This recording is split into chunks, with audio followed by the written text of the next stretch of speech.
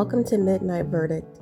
Tonight we examine the shocking double homicide of Clinton and Cristen Brink, a married couple whose lives were cut short during what should have been a simple family outing. On July 26, 2025, the Brinks traveled with their two young daughters to Devil's Den State Park in Arkansas, a place known for peaceful trails and scenic views.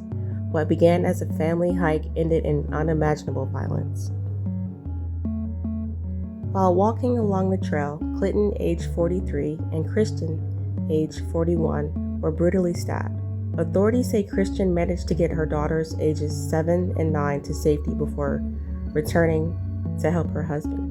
Both parents were fatally wounded, leaving their children unharmed physically, but forever changed. Investigators later found the bodies along a path inside the park, their discovery shattering the quiet reputation of Devil's Den and shocking communities across Arkansas. Within 4 days, authorities named and arrested a suspect, 28-year-old Andrew James McGann. Police located McGann at a barbershop in Springdale, Arkansas, just 30 miles from the crime scene. When officers moved in, he still carried visible cuts on his hands, injuries investigators believe came during the attack. McGann was taken into custody without incident. In interviews with police, he confessed to killing Clinton and Cristen Brink.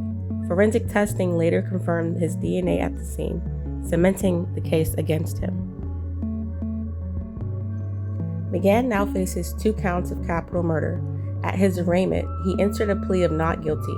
Prosecutors in Arkansas announced they would pursue the death penalty, citing the brutality of the attack and the fact that 2 children were left without their parents.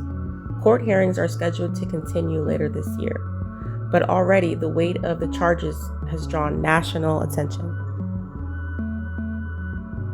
For the Brink family, the trial cannot undo what happened.